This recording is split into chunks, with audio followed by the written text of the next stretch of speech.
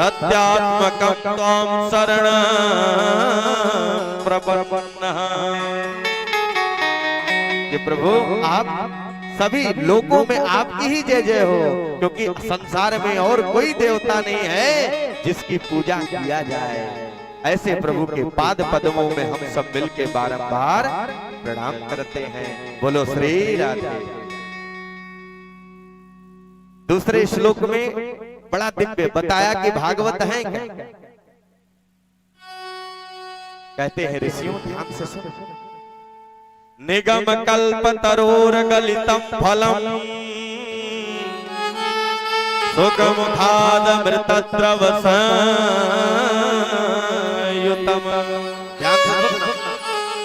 भागवत क्या है? वेदों का पका पकाया हुआ फल है श्रीमद् भागवत। नितराम गमयत सनिगमो वेद है, वेदों का ही पका पकाया हुआ फल है श्रीमद् भागवत। तो किसी ने व्यास जी से कहा महाराज एक बात बताओ, अगर ऊंचे वृक्ष से फल गिरा होगा तो फल फट जाएगा, बिलबिला हो जाएगा, तो मजा नहीं आएगा। व्यास जी ने कहा फल फटा नहीं। क्यों? क्योंकि सीधा वृक्ष से नहीं गिरा है। डालीयाम शिष्यस्य प्रशिष्यस्य शाखायाम धरा अवतरत। देखो ये बड़ी गूढ़ चीज है, जब ध्यान से समझोगे तभी आनंद मिलेगा, और जब तक दूल्हा सरकार नहीं आएंगे तब तक आनंद नहीं मिलता। इसलिए ये जो बात बता रहे बड़ी गूढ़ चीज है। व्यास जी कहते हैं फल फटा नहीं है, उसकी गारंटी मैं लेता हूं। बोले कैसे? बोले सबसे पहले भगवान नारायण की डाली से लटका तो ब्रह्मा जी की डाली पे अटका, और जैसे ब्रह्मा जी की डाली से लटका तो नारद जी की डाली पे अटका, और जैसे ही नारद जी की डाली से लटका तो खिन्न मना बैठे वेद व्यास जी महाराज की डाली पे अटका, और जैसे वेद व्यास जी महाराज की डाली से लटका तो सुखदेव जैसे परमहंस की डाली पे अटका, और जैसे ही महाराज सुखदेव बाबा की डाली से लटका तो ऐसे ही परीक्षित जी के भांति बैठे श्री परीक्षित जी महाराज 88,000 श्रोताओं को ये भागवत की कथा मिली। तो फल फटने का कोई चांस ही नहीं, इसलिए फल फटा नहीं। किसी ने पूछा महाराज वो सब बात ठीक है, मान लेते हैं आपका फल फटा नहीं, पर अगर खट्टा निकल गया तब, खट्टा हो गया तब? व्यास जी कहते हैं भैया उसकी भी गारंटी मैं लेता हूँ, फल खट्टा नहीं। क्यों? बोले तोता जिस भी फल में चोंच मार दे तो समझ लेना कि ये फल पका हुआ है, क्योंकि तोता खट्टे फल में चोंच नहीं मारता। तो किसी ने पूछा महाराज इस भागवत रूपी फल में किसने चोंच मारा? बोले सुख मुखाद मृतद्रव संयुतम। सुखदेव जैसे परमहंस का मुख लगा है, तो क्या ये फल खट्टा हो सकता है क्या? कोई चांस नहीं। किसी ने कहा महाराज वो बात सब ठीक है, आपका फल भी फटा नहीं, खट्टा भी नहीं है, पर कितना पिया जाए? बोले मुंह रहो, बारंबार पियो, कान के दोना संभालो, वक्ता परोस रहा है, चकाचक पीते चले जाओ। वैसे फल में छिलका गुठली का डर रहता है, कहीं छिलका ना आ जाए, गुठली ना आ जाए, पर साक्षात भगवान कृष्ण के चरित्रों का रस है, इसमें छिलका गुठली का कोई संशय नहीं है। इसलिए कान के दोना संभालो, वक्ता चकाचक परोस रहा है, और पीते चले जाओ। बोलो राधे। बड़ा दिव्य मंगलाचरण किया और कह दिया भैया अगर किसी के मन में यह भाव आ जाए कि रामचरितमानस और भागवत में कुछ नहीं रखा, हमने पूरी कथा पढ़ ली है, पूरा रामचरितमानस मुझे याद है, तो ये मैं नहीं बाबा गोस्वामी तुलसीदास जी कहते हैं कि रामचरित जे सुनत अघाही, रामचरित जे सुनत अघाही, रस विशेष जाना तिन नाहि। रामचरित जे सुनत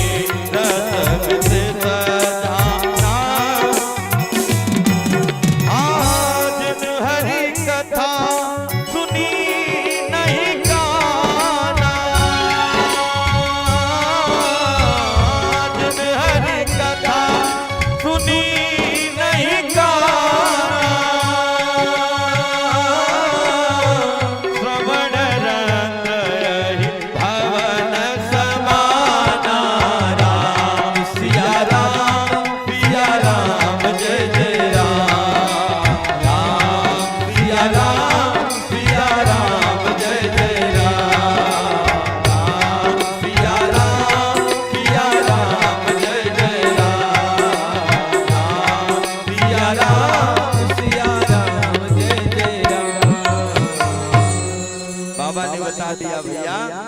जिसके मन में ऐसा भाव आ जाए तो समझ लेना कि पाप का घड़ा इसका भरने वाला है। एक बार दोनों हाथ उठा के बोलो श्री राधे। बीच बीच में बोलते रहो। पूछो क्यों?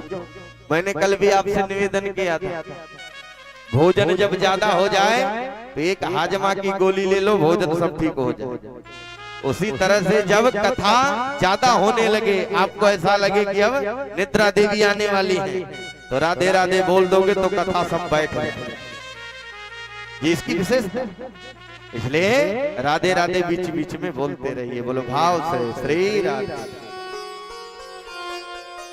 अनुभव पर श्री सूत महाराज सौनक आदि ऋषियों को ये अमृतमयी श्रीमद् भागवत की कथा सुना रहे हैं, श्रवण कर रहे हैं। सौनक जी हाथ जोड़ करके प्रश्न करते हैं, महाराज बताइए मानव जीवन का क्या उद्देश्य है, क्या लक्ष्य? ध्यान से सुनना इस बात। मानव जीवन का क्या उद्देश्य है, क्या लक्ष्य है? भोजन करना, भोग विलास करना, सोना, क्या इसी के लिए मनुष्य तन मिला या कुछ और उद्देश्य? सूत जी महाराज हंस पड़े, बोले ऋषियों तुमने बड़ा ही सुंदर प्रश्न किया। मानव जीवन का एक ही उद्देश्य है सज्जनों कि भगवान के चरणों में प्रेम हो। अगर प्रेम नहीं है तो पूरा जीवन बेकार है। इसलिए भगवान से प्रेम करो, संसार से नहीं, भगवान से प्रेम करो। पर प्रेम करते जरूर हैं, पर दिखावा ज्यादा रहता है, प्रेम कम रहता है। भगवान भक्ति तो हम सब करते हैं, प्रेम भी भगवान से खूब करते हैं, पर दिखावा ज्यादा रहता है, काम कुछ कम रहता है। माताएं कैसी भक्ति करती इनकी जरा सुन लो, उसके बाद भैया लोगों को कैसे भक्ति करते इनकी भी बता। सावन का महीना आया कि एक लोटा जल लिया और एक मुट्ठी बतासा और लेकर के बाबा के दरबार में पहुंची। बाबा के ऊपर बतासा ठुस करके एक लोटा पानी चढ़ा दिया। बाबा ले। बाबा ने कहा गजब का चेला है, पहुंचते ही ठुस दिया मेरा। तो ऐसी भक्ति करने से भगवान मिलेंगे। दूसरी भक्ति कैसी करती? ये भोले बाबा इस बार मेरी बहू को पोता होगा तो रबड़ी का भोग लगाऊं। भगवान कहते गजब के चेला, गजब का लालच दे रहे हैं। तो ऐसी भक्ति कभी नहीं करना। क्या भगवान आपके मन की बात नहीं जानते? भगवान तो सब जानते हैं। भगवान का नाम सारे संसार में जिनकी पूजा होती है, तो क्या वो आपके हृदय की बात नहीं जानता? तो फिर भगवान से बताने की क्या आवश्यकता है? और भैया लोग कैसी भक्ति करते हैं, इनकी भी प्रातः काल हुआ एक अगरबत्ती नहीं लेते, 5-7 अगरबत्ती लेते हैं और इतने वेग से हनुमान चालीसा पढ़ेंगे कि बाबा कोई उखाड़। जय हनुमान ज्ञान गुण सागर जय कबीर लोक उजागर रामदूत तुल्य बलरामांजन भूत पवन सुतनामा महावीर विक्रम बजरंगी। तो हनुमान जी कहते हैं भैया मेरी स्तुति कर रहा है या हमको उखाड़ रहा है? ऐसी भक्ति थोड़ी की जाए। एक घड़ी आधी में भी थोड़ा ही करो, पर भाव से करो। कैसे? कि जय हनुमान ज्ञान गुण सागर जय कपीस देहु लोक उजागर रामदूत अतुलित बल धामा अंजनी पुत्र पवन सुत नामा महावीर विक्रम बजरंगी कुमति निवार सुमति के संगी कंचन वरण विराज सुबेसा कानन कुंडल कुंज के हाथ बजय ध्वजा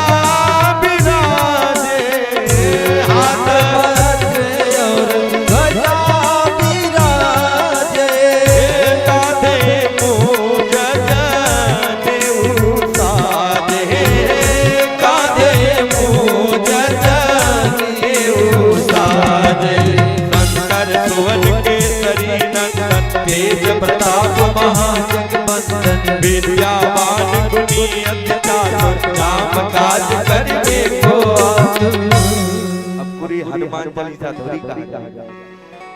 कहने का तात्पर्य क्या है? एक घड़ी करो, पर भगवान से प्रेम से कहो प्रभु मैं आपका। और जिस दिन आप ऐसा कह दोगे तो आपको बुलाने में विलंब होगा, पर मेरे प्रभु को आने में विलंब नहीं होगा। और दूसरी कैसी भक्ति करते हैं?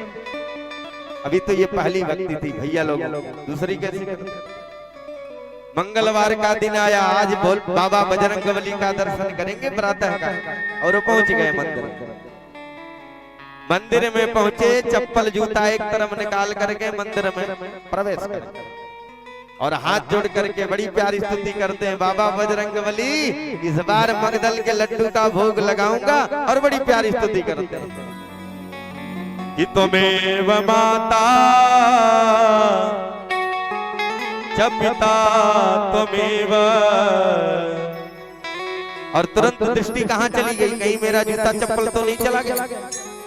और त्वमेव बंधो च सखा त्वमेव। बजरंगबली कहते भैया माता तो हमको कह रहा है, पर पिता तो बदल दे रहा। जब ऐसी भक्ति करोगे तो भगवान मिलेंगे। भगवान की भक्ति एक पल करो, पर भाव से करो।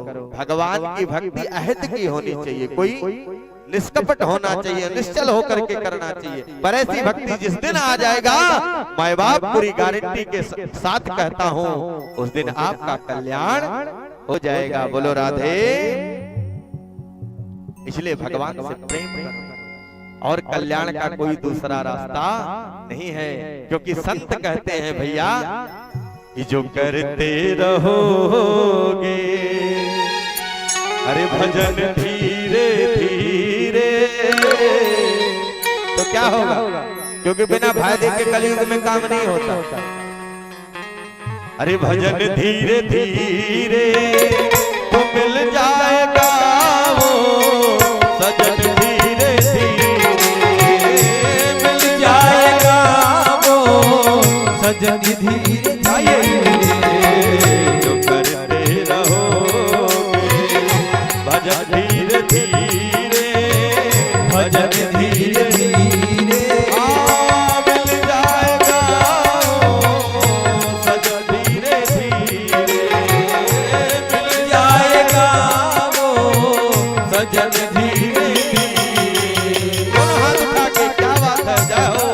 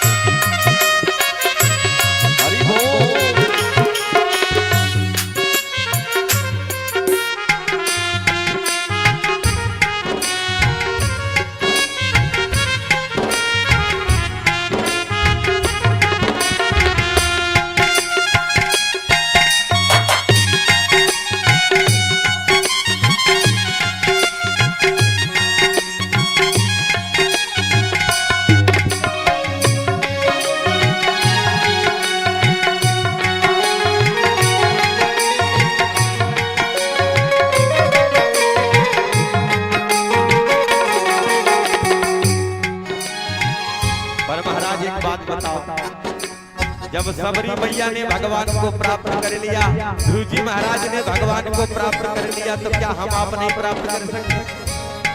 पर काम करना है क्या?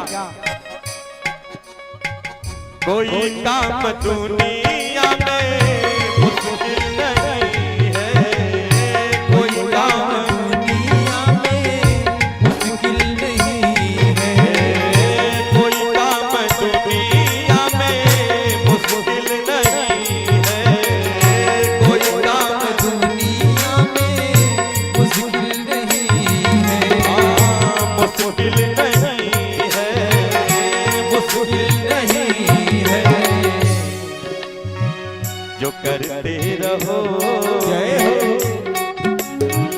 जो करते रहोगे रतन धीरे धीरे, यतन धीरे धीरे मिल जाएगा वो रतन धीरे धीरे, मिल जाएगा वो रतन धीरे धीरे।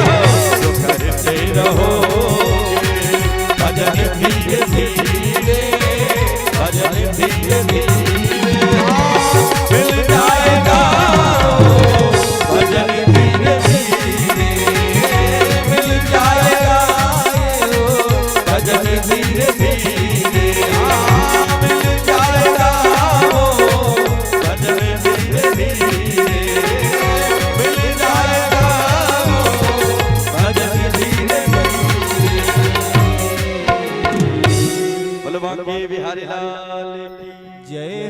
करना कुछ नहीं है, बस भाव से भजन करोगे तो भगवान आपको मिलेगा।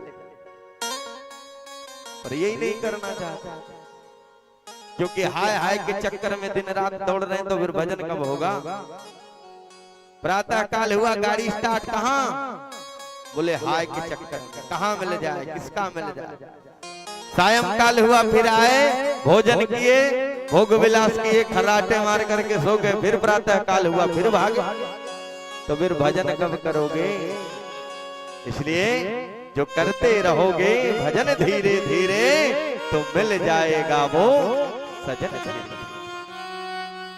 सौनक जी ने पुनः प्रश्न किया श्री सूत जी महाराज से, महाराज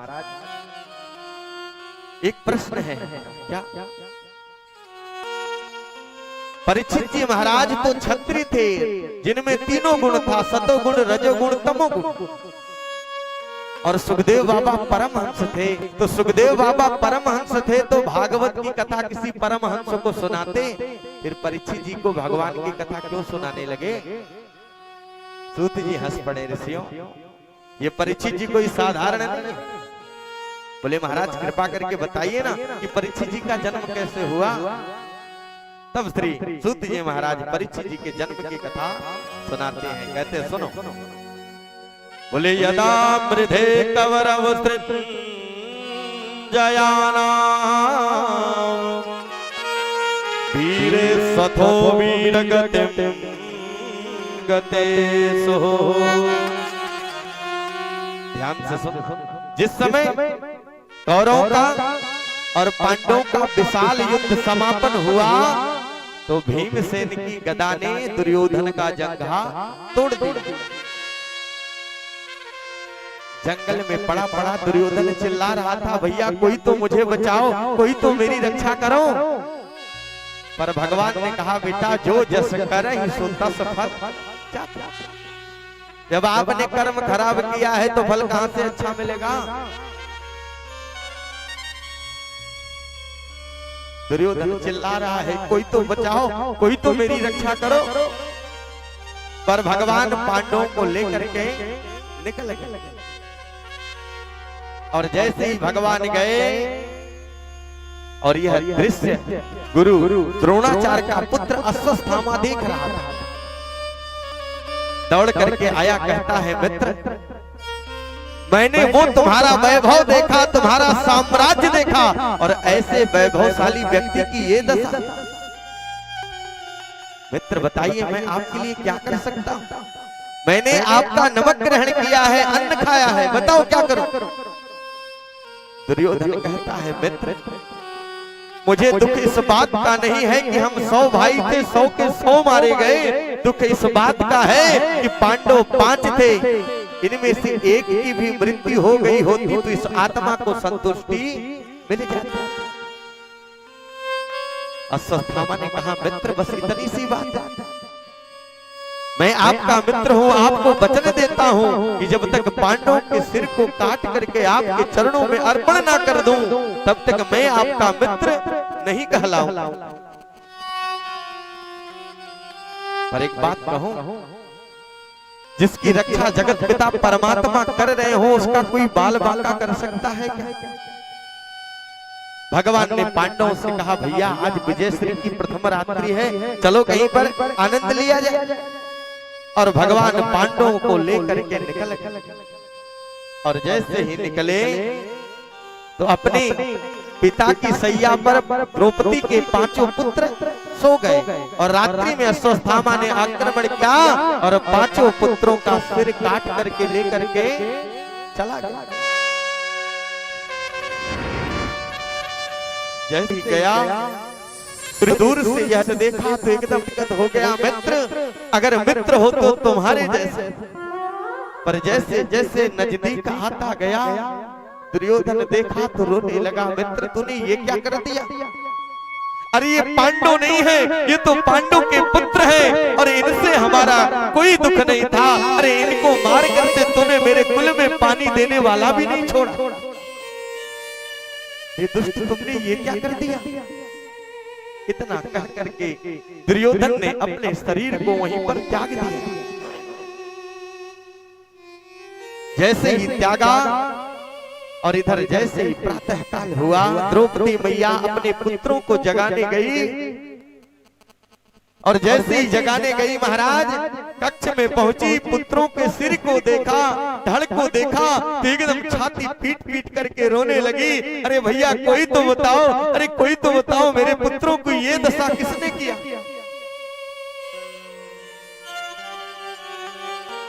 कोई तो बताओ।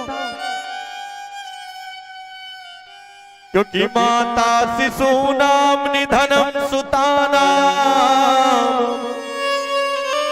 निसम्य घोरम परिताप्यमान।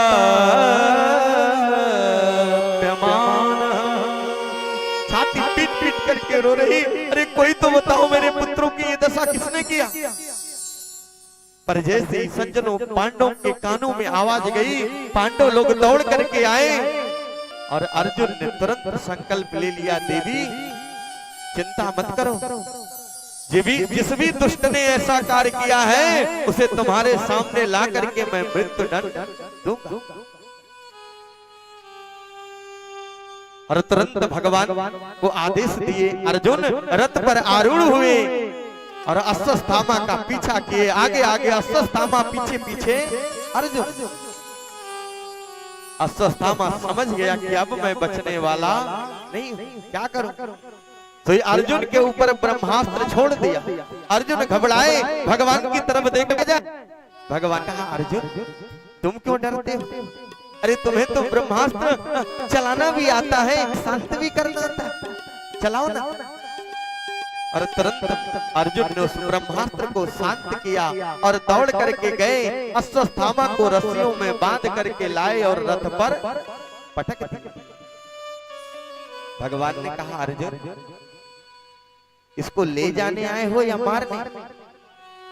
मैं तो कहूंगा इसे यही मार दो, क्योंकि भगवान तो जानते थे ये मरने वाला नहीं। अर्जुन ने कहा, प्रभु एक बात कहूं, मैं एक क्षत्रिय हूं और मैं अपनी पत्नी द्रौपदी को वचन दे करके आया हूं कि द्रौपदी तुम्हारे सामने ही इसे मृत्यु दंड दिया जाए। भगवान बोले तो फिर ले चलो। और जैसे ही अश्वत्थामा को रस्सियों में बांध करके लाए और बुलाने लगे, द्रौपदी, युधिष्ठिर भैया आओ, भीम भैया आओ, नकुल सहदेव आओ। और जैसे ही सब आए, द्रौपदी मैया देखी, आंखों से झरझर आंसुओं के पनारे निकल पड़े। ये महाराज छोड़ दीजिए, छोड़ दीजिए। अर्जुन ने कहा, देवी क्यों? अभी अभी तो आप कह रही थी कि उसे मृत्यु दंड दिया जाए और आपके सामने में लाया तो आप कह रही हो छोड़ दो। द्रौपदी मैया कहती है, स्वामी मुझे इस बात का दुख नहीं है, इसने मेरे 5 पुत्रों को मारा। अरे पुत्र नहीं है तो क्या हुआ, पति का अवलंब तो प्राप्त है, पर अगर आपने इसे मार दिया तो आपके गुरु माँ की क्या दशा हो? मैं तो कहता हूं इसे छोड़ दो। भीम ने कहा, तुम सब भले ही छोड़ दो, पर मैं छोड़ने वाला नहीं हूं। तो द्रौपदी और युधिष्ठिर जी महाराज एक तरफ हो गए, बाकी पांडव एक तरफ हो गए और माजरा फंस गया, मार दिया जाए या छोड़ दिया जाए। बोल तेरे साथ क्या क्या किया जाए? भगवान दूर खड़े थे। भगवान ने कहा, जब अपने राम से कोई पूछ नहीं रहा तो बिना मतलब के क्यों उत्तर दे? अर्जुन आए भगवान के पास, बोले प्रभु प्रणाम। भगवान बोले खुश रहो, क्या बात है? बोले प्रभु मैटर फंस गया है, मार दिया जाए या छोड़ दिया जाए, क्या किया जाए इसके साथ? भगवान ने कहा, हमसे पूछ रहे? अर्जुन ने कहा, नहीं, इस दीवार से पूछ रहे। अरे प्रभु सामने आप हो तो आप ही से तो पूछूंगा। भगवान ने कहा, अगर हमसे पूछते हो तो मैं धर्म का ज्ञाता हूं, जो शास्त्र कहेगा वही बात बताऊंगा। अर्जुन ने कहा, प्रभु आपका शास्त्र क्या कहता है? भगवान बोल पड़े, अर्जुन कि ब्रह्म बंधुर न हन्तव्यम आतताई वधारण। हे अर्जुन, ब्राह्मण का पुत्र कितना भी निंदनीय, कितना भी पतित कार्य कर दे, पर उसका कभी भी वध करना नहीं चाहिए। और आतताई कोई भी हो उसे छोड़ना नहीं चाहिए। आतताई का मतलब जो छोटे छोटे बच्चों का वध करता है उसे आतताई कहते हैं। अर्जुन ने कहा प्रभु तो मेरा प्रश्न जहां का तहां रह गया। हमने पूछा मार दिया जाए कि छोड़ दिया जाए और आपने हमसे ही प्रश्न कर दिया कि ब्राह्मण के पुत्र का वध नहीं करना चाहिए, आतताई वो तो छोड़ना नहीं चाहिए, तो फिर किया क्या जाए। भगवान ने विचार किया और सज्जनों एक बात कहूं, गुरु वही श्रेष्ठ है जो समय समय पर अपने शिष्य की परीक्षा लेता है। भगवान ने विचार किया कि मैंने इसे गीता का उपदेश दिया है तो जरा देखें तो सही कि थोड़ा बहुत ज्ञान मिला है कि बिना मतलब के सिर घुमा रहा था। अर्जुन समझ गए भगवान कहना क्या चाहते हैं। तुरंत महाराज अश्वत्थामा के सिर से चमकती हुई मणि निकाला और धक्का मार करके शिविर से निकाल दिया। जैसे अश्वत्थामा बाहर निकला तो प्रसन्न हो नहीं, पांडवों के कुल में कोई पानी देने वाला भी नहीं छोड़ा। पर जैसे ही बाहर निकला तो ध्यान लगा करके देखने लगा कि देखे तो अभी कोई बच तो नहीं रहा। और जैसे ही ध्यान लगा करके देखा कि ध्यान में आ गया कौन, अभिमन्यु की पत्नी उत्तरा के गर्भ में अभी एक बालक पल रहा। तो सज्जनों भागवत में आया है जो ब्रह्मास्त्र अर्जुन के ऊपर छोड़ा था उसी ब्रह्मास्त्र का ध्यान करके उत्तरा के गर्भ की तरफ छोड़ दिया। और जैसे उत्तरा के गर्भ की तरफ बढ़ा उत्तरा घबरा गई, विचार करने लगी क्या करूं, और दौड़ करके आई भगवान के चरणों में गिर पड़ी। भगवान तुरंत संभल गए कौन, और उठा करके देखे तो कुलवधू उत्तरा देवी। क्या बात है। उत्तरा कहती है प्रभु मेरे इतने बड़े बड़े ससुर खड़े हैं पर आज आपके अलावा मेरी कोई रक्षा कर नहीं सकता, क्योंकि जब ये अपनी पत्नी की रक्षा नहीं कर पाए तो हमारी रक्षा क्या करेंगे। भगवान समझ गए कहना क्या चाहती है। औंठे के बराबर रूप धारण किए और उत्तरा के गर्भ में प्रवेश कर गए। जाकर के ब्रह्मास्त्र को शांत किए और भगवान निकल गए। बोलो भक्त वत्सल भगवान की जय हो। परीक्षित जी महाराज टुकुर टुकुर देख रहे थे, मैं तो पहले ही मेरा रिजर्वेशन है, ये दूसरा कौन आ गया। जैसे ही भगवान ब्रह्मास्त्र को शांत करके बाहर निकले कुंती मैया देखी तो घबरा गई, हाथ जोड़ करके बड़ी प्यारी स्तुति करती है प्रभु अभी तक मैं आपको अपना भतीजा समझ रही थी पर आप मेरे भतीजा नहीं। भगवान ने कुंती मैया का हाथ पकड़ लिया, बुआ जी कहाँ है गयो, मेरी बड़ी सेवा है रही है। कुंती मैया ने कहा प्रभु सोई जान ही जही दे जनाई और जानत तुम्हें हो जाए। प्रभु आप जिसको जनाना चाहे तो आंखों का पर्दा उठा दिया और नहीं जनाना चाहा तो एक हाथ का घूंघट और लटका दिया। तो बड़ी प्यारी स्तुति कुंती मैया करती है प्रभु। भगवान ने कहा बुआ क्या चाहिए बताओ। कुंती मैया कहती है प्रभु देना है तो मेरे जीवन में दुख दे दीजिए।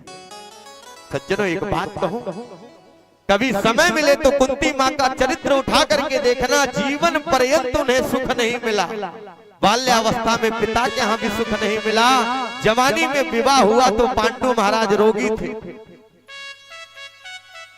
और बुढ़ापे में दर दर भटकना पड़ रहा है, सुख नहीं मिला।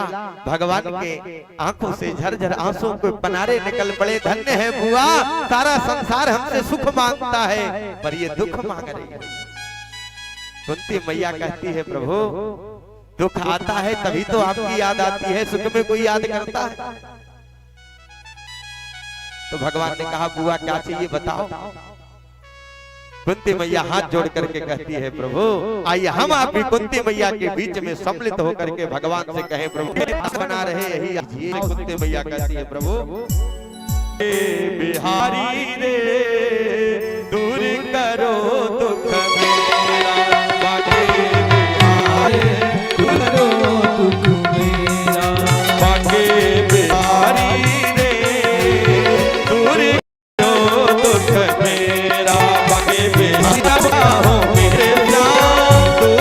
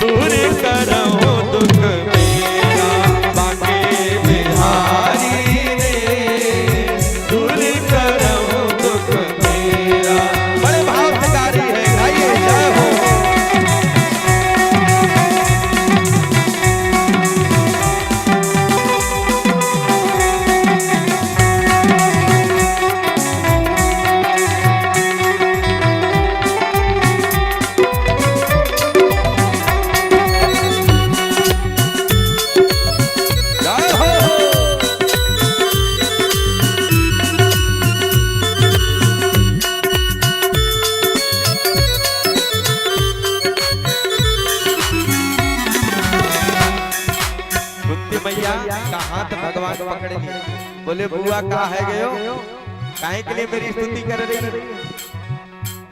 पर कुंती मैया कहती है प्रभु हमने सुना क्या सुना है जो तेरे दर पे आवे, सुना है जो तेरे दर पे आवे, उसके सब दुखड़े मिट जावे, उसके सब दुखड़े मिट जावे।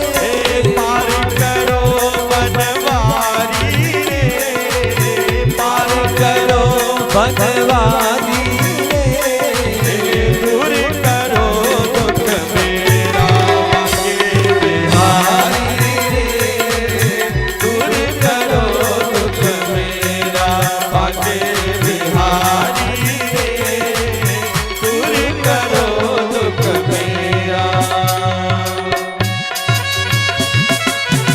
बोल बांके बिहारी लाल की जय हो।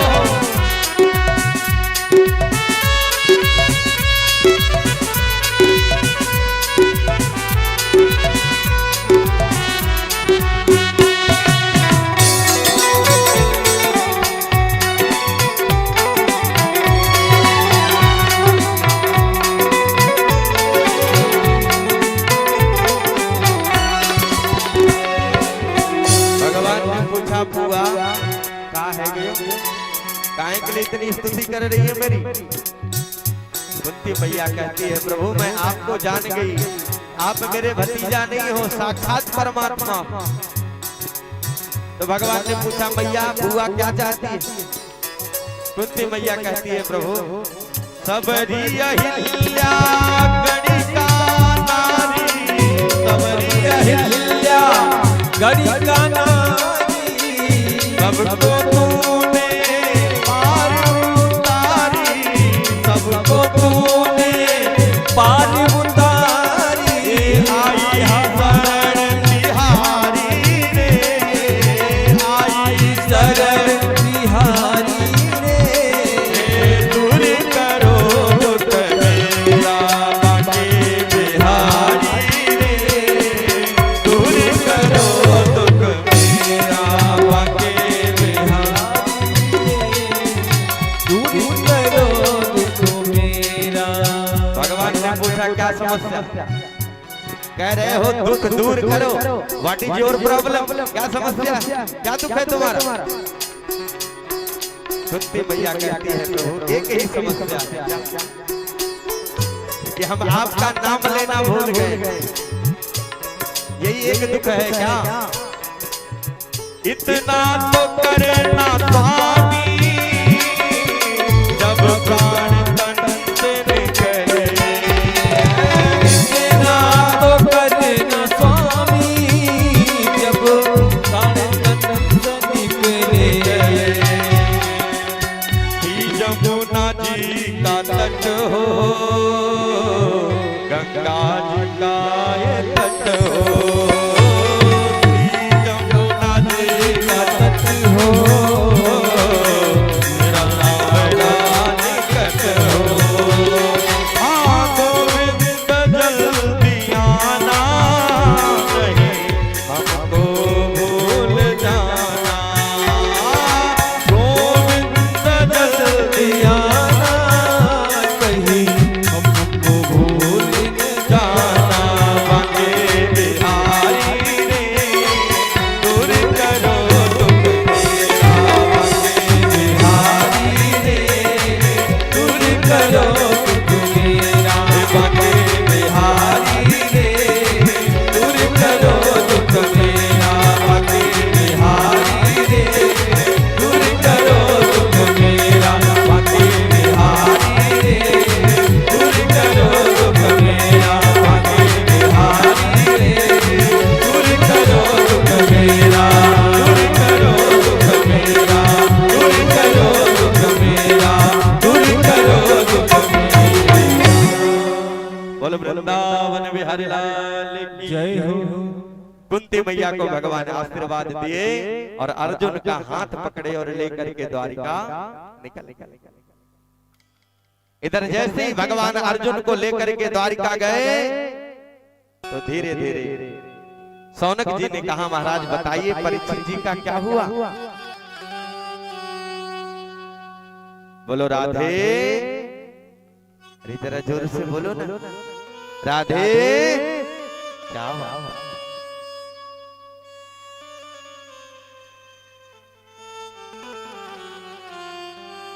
फिर सूत जी कहते हैं ऋषियों कालांतर में परीक्षित जी का जन्म हुआ तो भगवान की कृपा से इनका जन्म हुआ था, इसलिए इनका नाम पड़ा विष्णु राध। पर महाराज ये जिसकी गोद में जाते उसी को टुकुर टुकुर देखते, ये वही तो नहीं है जो मेरी मां के गर्भ में गया था। इसलिए परितः इच्छति इति परीक्षित। विद्वानों ने इनका नाम रख दिया परीक्षित। बोलिए परीक्षित जी महाराज की। जैसे ही परीक्षित जी का जन्म हुआ विद्वान लोग आए, बड़ा सुंदर सुंदर बात बताए महाराज युधिष्ठिर ये राजा जनक जैसा दानी होगा, भीमसेन जैसा बलवान होगा, बड़ा प्रतापी होगा। तो आज भी देखिए घर में कोई ज्योतिषी आता है तो माताएं कुंडली दिखाती, पर जो अच्छी अच्छी बात होती है पहले बता देता है, और जो खराब बात होती है जरा सा बीच में संपुट लगा देता है। क्योंकि महाराज जब सती जी का हिमाचल के यहाँ जन्म हुआ तो नारद जी महाराज पहुंचे, और हिमाचल जी ने सती जी की कुंडली पार्वती जी की कुंडली दिखाई और पूछ दिया महाराज बताइए ना मेरी बेटी को कैसा वर मिलेगा। नारद जी कुंडली देखे तो समझ गए ओहो बाबा भोलेनाथ की व्यवस्था बन रही, पर जो अच्छे अच्छे गुण थे वो पहले बता दिए। महाराज इस बिटिया को जो पति मिलेगा संसार में उसके जैसा कोई नहीं हो, पर जरा सा संपुट लगा दिया क्या अमंगल जैसा रहेगा। बसमी रमाए नाग लपेटे गोजर बिच्छू अगल बगल डोलते। तो ये विद्वानों के गुण है, पहले अच्छी अच्छी बात बताएंगे, पर जो बुरी बात रहेगी खराब बात रहेगी वो बीच में संपुट लगा देगा। ऐसे ही परीक्षित जी की कुंडली जब विद्वानों ने देखा तो कह दिया युधिष्ठिर जी महाराज ये आपका पुत्र तो चारों तरफ विख्यात होगा, पर तक्षक सर्प के डसने से इसकी मृत्यु निश्चित है। और इतना कह करके विद्वान लोग चले गए। कालांतर में महाराज धीरे धीरे समय बीता तो एक दिन युधिष्ठिर जी महाराज मंदिर से लौट करके आए तो भीमसेन से बात करने लगे। भैया भीम, हर बार अर्जुन जब द्वारिका जाता था तो 2-4 दिन में कोई चिट्ठी पित्री लिख करके भेज देता था, पर इस बार तो 7 महीने हो गए और एक भी कोई पत्र नहीं आया, क्या हो गया? भैया भीम, आज मैंने देखा कि मंदिर की मूर्तियों की आंखों से जल की वृष्टि हो रही है, आंसू गिर रहा। इसका मतलब कलयुग आ गया। और इतना ही नहीं, जैसे ही मैं मंदिर से चला तो मैंने देखा गाय बछड़ी का दूध पी रही थी, उल्टा काम हो रहा। इसका मतलब कलयुग में लोग बिटिया के धन को खाएंगे। इसका मतलब कलयुग आ गया। अब हमें चलना चाहिए। तुरंत महाराज पांडवों ने परीक्षित जी का राज्याभिषेक किया और महाराज सब लोग ध्वजारोहण करने निकल। जैसे ही पांडव लोग गए तो परीक्षित जी के मन में विचार आया कि जरा चल करके देखो मेरा राज्य, मेरा साम्राज्य कहां तक है। जैसे ही परीक्षित जी महाराज ने विचार किया निकल पड़े, और जैसे ही अपने राज्य में निकले हर जगह अपने पूर्वजों की प्रशंसा सुने, पर एक जगह बड़ा विचित्र दृश्य। एक कोई शूद्र गाय और बछड़े को पैरों से मारते हुए ले जा रहा। परीक्षित जी देखे तो रोने लगे, सैनिक को रोक दिए, रुको रुको, अरे जिन गायों की रक्षा करने के लिए मेरे प्रभु इस संसार में गोपाल रूप धारण करके विचरण किए, आज उन्हीं प्रभु के धरा धाम से जाने के बाद मेरी गौ माता पर ये अत्याचार।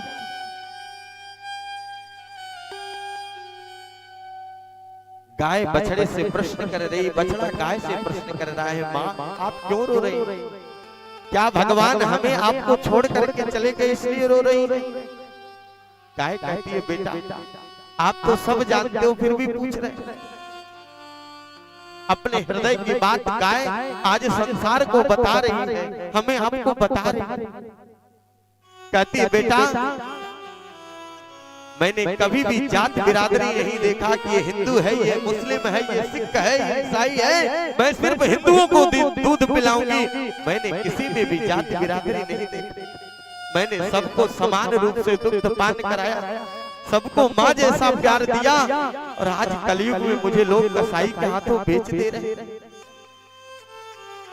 महाराज कसाई क्या देगा? 10,000 देगा, 20,000 देगा?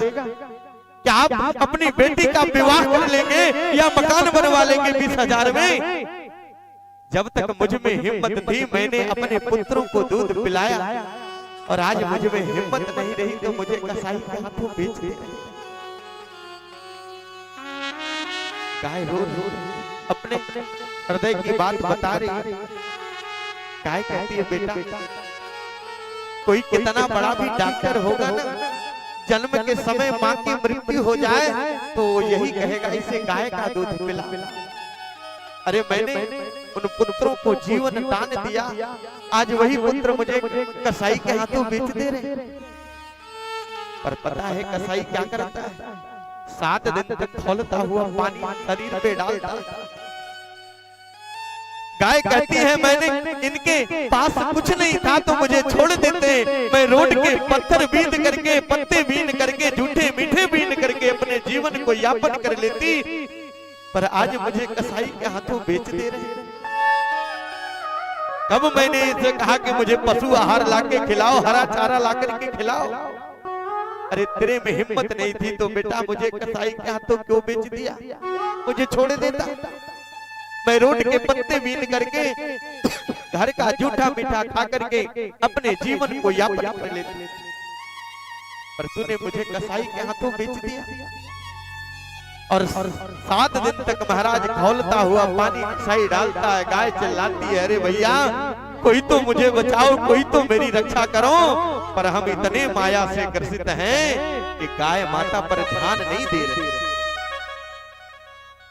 पर एक बात कहूं, लोग मृत्यु के बाद, मृत्यु के समय कहते हैं ना कि गौ दान कर दो, गौ दान कर दो। क्यों कहते हैं? गरुड़ पुराण कभी अवसर मिले तो पढ़िए। मरने के बाद महाराज एक नदी आती है, और वो नदी वही पार कर सकता है जो गौ की सेवा किया रहे, जिसमें रक्त ही रक्त बहता। और अगर आपने गौ की सेवा किया होगा तो गाय आएगी, बेटा तूने जीवन भर मेरी सेवा किया, मेरी पूंछ को पकड़ मैं तुझे सहज ही पार करा दूं। सज्जनों एक बात कहूं, लोग घर में कुत्ता पालन करना चाहते हैं, बिल्ली को पालन करना चाहते हैं, पर गाय की सेवा कोई करना नहीं चाहता। और इन्हीं गायों के लिए भगवान गोपाल रूप धारण करके धराधाम पे आए। क्योंकि विप्रधेनु सुरसन तहित लीन मनुजय अवतार, निज इच्छा निर्मित तनो मायापति गोपाल। आज जिन गायों के लिए मेरे प्रभु गोपाल रूप धारण किए, आज उन गायों की इस कलयुग में ये दशा है महाराज। इसलिए आप गाय का पालन, गाय की सेवा जरूर करो जितना ही समय मिले। क्योंकि ब्रज के एक संत बड़ी सुंदर बात कहते हैं, कभी अवसर मिले अपने घर गाय ना हो तो दूसरे के घर जाकर के सेवा करो। अगर आपको भगवान ने उस योग्य बनाया है तो उस गौ की सेवा निमित्त उसे कुछ दो भैया, सेवा करो।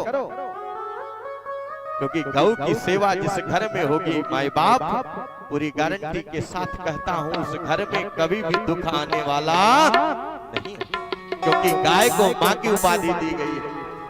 तो ब्रज के एक संत बड़ी सुंदर बात कहते हैं, कि हमारा माई जैसन केहू के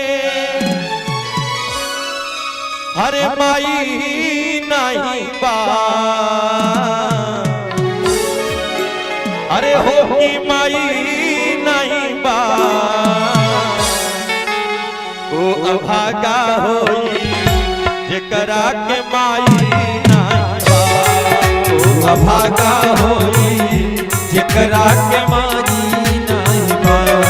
हमरा माई जैसन केहू के माई नहीं बा, ओ की माई नहीं बा, ओ अभागा होई जेकरा के माई नहीं बा, ओ अभागा होई जेकरा के माई नहीं बा। बोल गौ मैया की जय हो, भाव से विचार करते हुए ताली बजाइए। हरि बोल।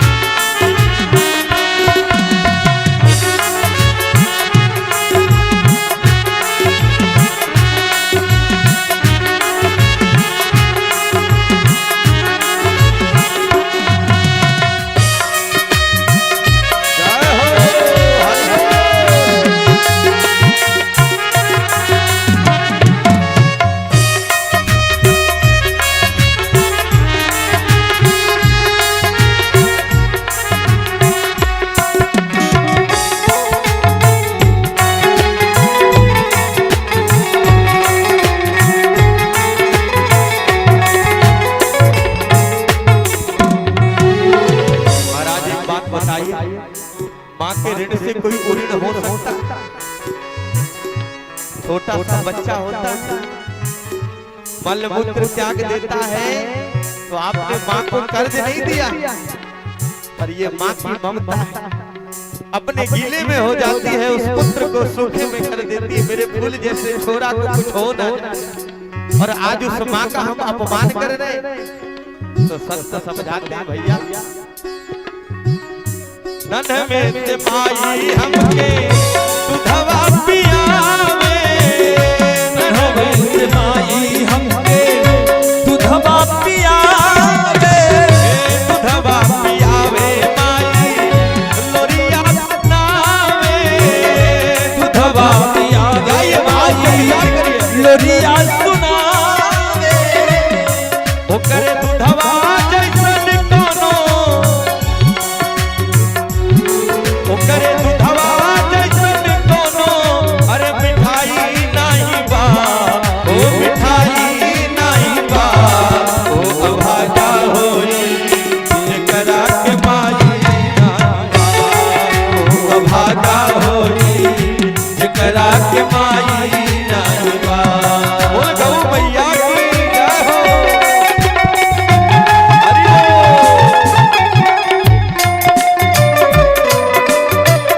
क्या बात है।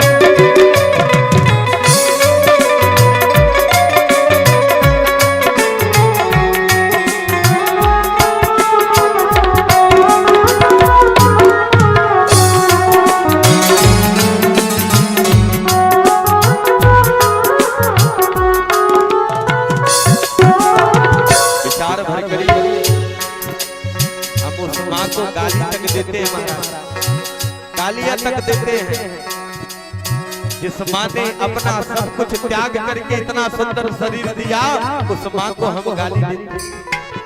कभी सुनने को मिलता है महाराज, तो बड़ा दुख है। माता पिता की सेवा करनी चाहिए, ये सब जानते हैं, पर समय आता है तो भूल जाते हैं। फूल जैसा छोरा, जरा सी सर्दी आई, खांसी आई, मैया घबरा जाती है, मेरे फूल जैसे छोरा को कहा है गया। और संत बताते हैं भैया, नन में से माई हमके कजरा लगावे, नन में से माई हमके कजरा लगावे, कजरा लगावे माई नजर से बचावे, कजरा लगावे माई नजर से बचावे,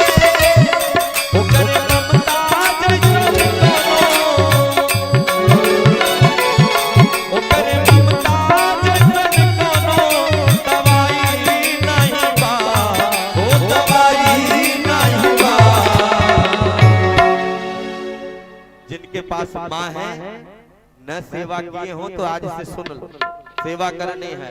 और जिनके नहीं है वो हाथ जोड़ करके कहिए माँ अगर हमसे जीवन में कुछ अपराध हुआ हो तो हम तो पुत्र हैं, हमें क्षमा करो।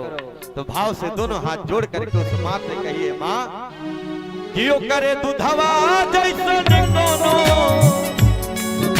दवाई नहीं बा ओ आगा होई जकरा के माई आगा होई जकरा के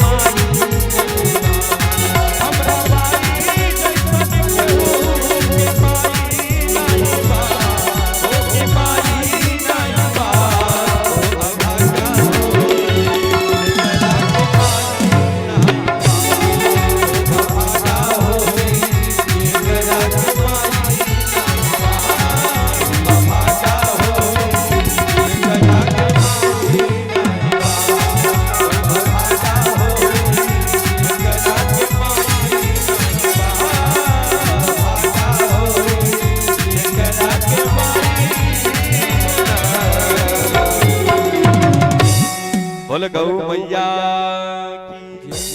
इसलिए अगर सेवा न किए रहेंगे तो आज से संकल्प लीजिए कि गौ माँ की सेवा करेंगे। परीक्षित जी महाराज ने जैसे ही सुना तो दौड़ और कहते हैं माँ मैं आपको जान गए, या साक्षात धरणी मैया है। बैल मैं आपको भी पहचान गया, आप साक्षात धर्म। जिस धर्म की रक्षा करने के लिए भगवान इस धराधाम पे आए, आज उस धर्म की क्या गति हो रही है आप देख। बछड़ा धर्म का स्वरूप है और आज कोई अपने घर में रखना चाहता है। आजकल लोग कहते हैं वो घूम रहा है बेचारा, मारा फिर तो उसकी रक्षा हमें करनी चाहिए। मैं कह रहा था तो कथा संपन्न हुई तो एक सन आए महाराज बात भाई आप भाजपा के प्रचारक हैं क्या? हमने क्यों हमने कहा वाली और अरे संत का काम है कि सबको बताना कि गौ माँ की सेवा करना, तो इसमें कौन सी राजनीति? अरे गाय की सेवा करना हमारा कर्तव्य है। मनुष्य तन मिला है, अगर हमने जीवों का कल्याण नहीं किया, जीवों का सम्मान नहीं किया तो जीवन बेकार है।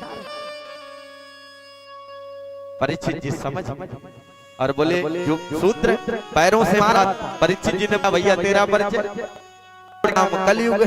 परीक्षित जी ने कहा तेरी हिम्मत कर, तो हाथ जोड़ करके बोला महाराज चक्रवर्ती राजा आप हो, पूरे भारत भूमंडल पर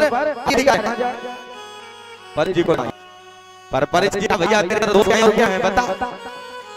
कलयुग हाथ जोड़ करके बोला महाराज दोषों की तो खान, पर एक सुंदर सा गुण है क्या?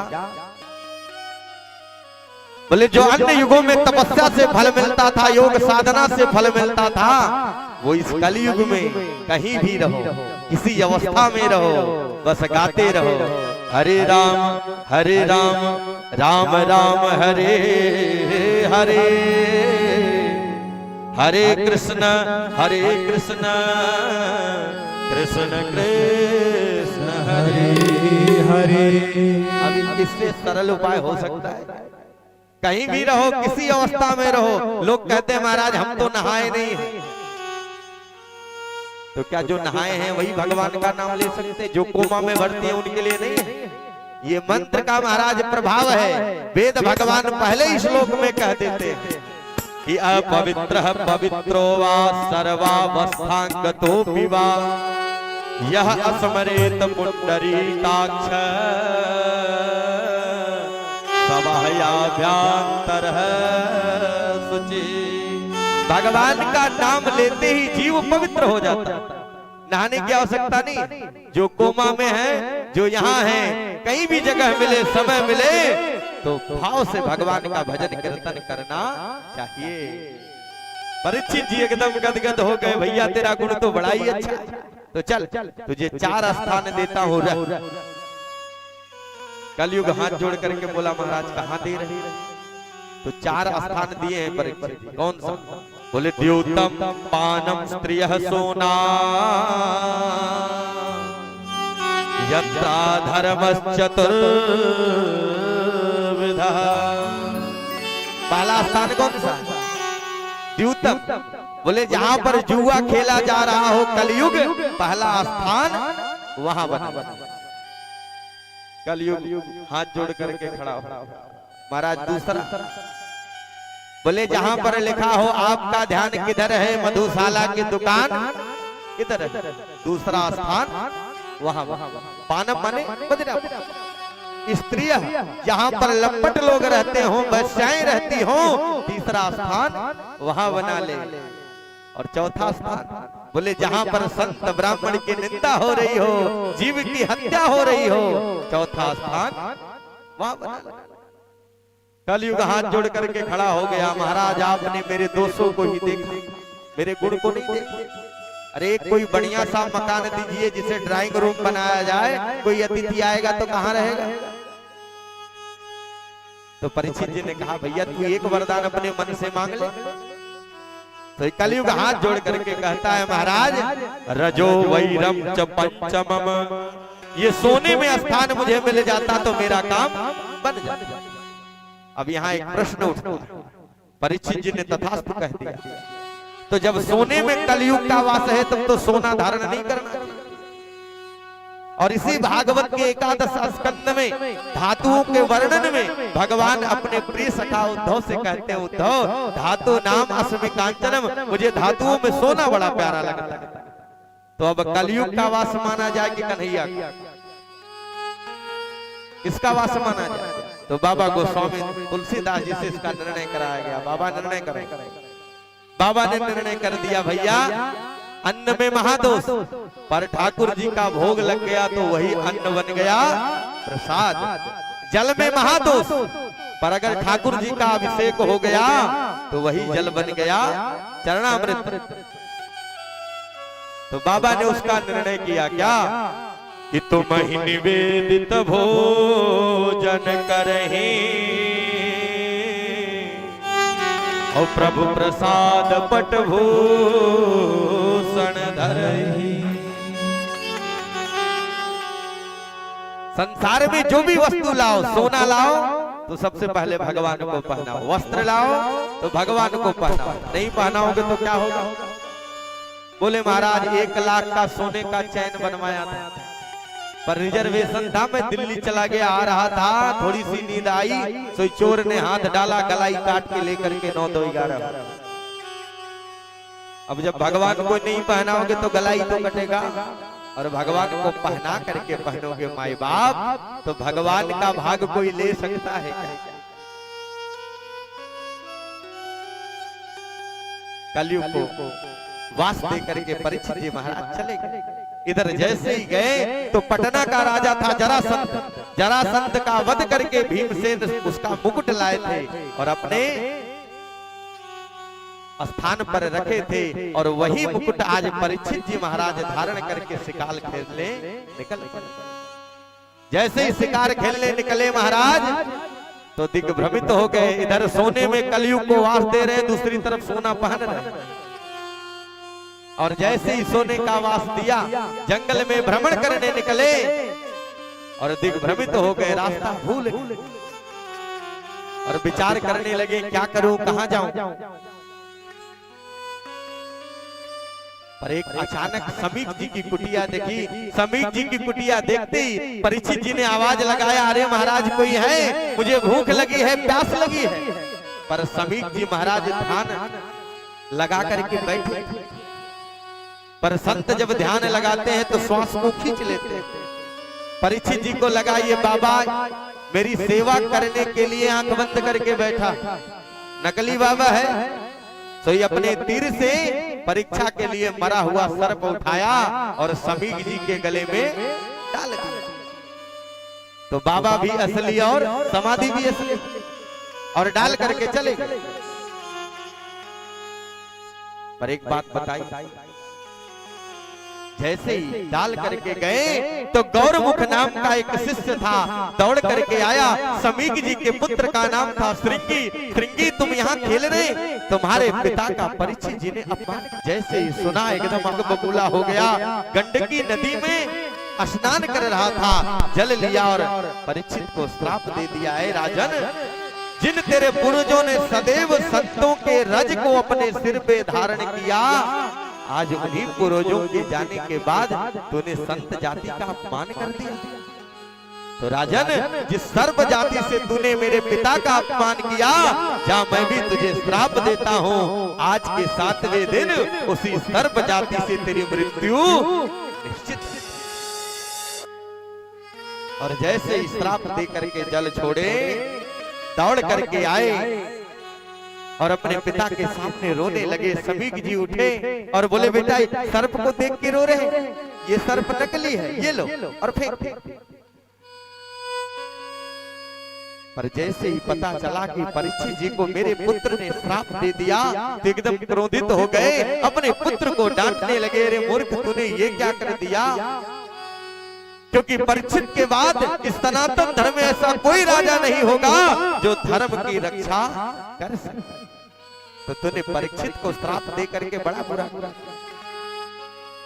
और जितने भी आज के बाद अन्य धर्मों पर कुठाराघात नहीं होगा, अपने सनातन धर्म में बहुत कुठाराघात होगा। आज देख लीजिए अपने सनातन धर्म में कितने कुठाराघात हो रहे हैं। अपने शिष्य को भेजा जाकर के बताओ। शिष्य आया, परीक्षित को कह दिया, महाराज आज के 7वें दिन आपकी मृत्यु निश्चित है। परीक्षित जी ने मन में विचार बनाया कि मैंने संत का अपमान किया, मुझे तो अभी तुरंत शरीर को त्याग देना चाहिए। पर मेरे प्रभु की कितनी कृपा है, अब 7 दिन का समय मिला है, तो अपने शरीर को गंवाना नहीं।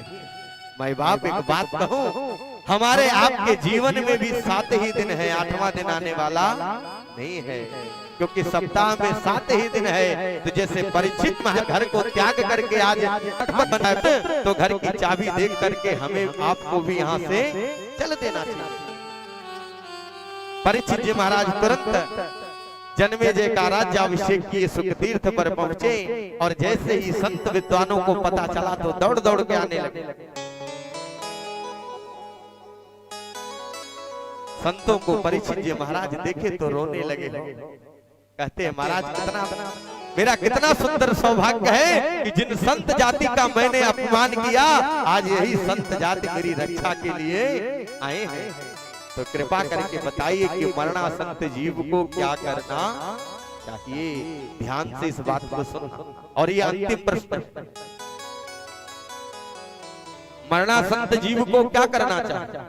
और मरना सबको है, यहाँ कोई अजर अमर हो करके नहीं आया। कोई आया हो तो बताओ, कोई मरना चाहता? बोलो राधे। उदाहरण से देखो, एक बुढ़िया थी महाराज, घर में बड़ा परेशान रहती, और बहुओं ने उस बुढ़िया के ऊपर भार लाद दिया। बैठे बैठे खाती है, घर का कुछ काम भी कर लिया। बुढ़िया ने कहा क्या करूं? तो बहुओं ने कहा ये आंगन का सारा कूड़ा करकट इकट्ठा करके बाहर फेंक दिया कर। अब मरता क्या न करता। बुढ़िया को लगा क्या करूं, करना पड़े। तो महाराज आंगन का कूड़ा करकट इकट्ठा करती, बाहर फेंक देती। पर दुर्भाग्य एक दिन महाराज कूड़ा करकट ज्यादा हो गया और टोकरी में भटी और उठाने लगी तो टोकरी उठी ही ना। तो भगवान को कोसने लगे। हमारे जन्म के संगी साथी यार मित्र सब चले गए, पर न जाने परमात्मा मेरी क्यों नहीं सुनता। भगवान की छोड़ो, मेरी तो यमराज भी नहीं सुनता। कि यमराज जी महाराज वहीं से कहीं जा रहे थे। यमराज जी को लगा हमको किसने पुकारा। ओहो देवी जी। तो इस बुढ़िया के सामने यमराज प्रकट हो गए। देवी जी राम राम। अब बुढ़िया घबराई, ये कौन आ गया। बुढ़िया बोली भैया राम राम। कौन? यमराज ने कहा देवी अभी अभी तो आपने हमारा नाम पुकारा। बोले कौन? यमराज ने कहा देवी मैं यमराज हूँ, बताओ क्या चाहती हो। और जैसे यमराज का नाम बुढ़िया सुनी सोई कांपने लगी। महाराज अब ना बचवे, क्या करो। तो यमराज ने कहा देवी बताओ क्यों हमको बुला रही थी। 1 मिनट में बुढ़िया ने बात बदल दी। महाराज अब आप आ ही गए, या टोकरिया मेरे सिर पे उचाए दो, जहां जा रहे थे जाओ। अभी तो कह रही थी कि मरना है और 1 मिनट में बात बदल दिया। महाराज हम इसलिए आपको पुकार रहे थे कि आप आ जाओ, तो या टोकरिया मेरे सिर पे उचाए दो और जहां जा रहे थे जाओ। तो वस्तुतः कोई मरना नहीं चाहता। ऐसे कभी घर में हुई खटपट तो चल बाबा के मठ। अभी जंघई स्टेशन पहुंचे नहीं कि अपने पप्पू नाती की याद आ गई। मेरा नाती मेरे साथ खाता, मेरे साथ सोता, जहां 10 बर्तन रहते खटकता रहता। और फिर चला, फिर घर वाले ताना दिए तो फिर जंघई पहुंचा, फिर आ गया। तो वस्तुतः कोई मरना चाहता और मरना सबको। क्योंकि ब्रज के एक संत बड़ी सुंदर बात कहते हैं, भैया जीवन के एक पल का भी भरोसा नहीं। भरोसा हो तो बताओ। अभी आप कथा सुन रहे, पंडाल के बाहर निकले, बोले क्या हुआ? अरे महाराज पूछो मत, राम राम हो गया। एक ब्रज के संत बड़ी सुंदर बात कहते हैं, क्या कि जिंदगी एक किराए का घर है, एक ना एक दिन बदलना पड़ेगा। जिंदगी एक किराए का घर है, एक ना एक दिन बदलना पड़ेगा। जिंदगी एक किराए का घर है, एक ना एक दिन बदलना पड़ेगा। जिंदगी एक किराए का घर है, जिंदगी एक किराए का घर है, एक ना एक दिन बदलना पड़ेगा, एक ना एक दिन बदलना पड़ेगा। और क्या होगा? वो मौत जब तुमको आवाज देगी, मौत जब तुमको आवाज देगी, घर से बाहर निकलना पड़ेगा। जिंदगी एक किराए का घर है, एक ना एक दिन बदलना पड़ेगा। बात को विचार करते हुए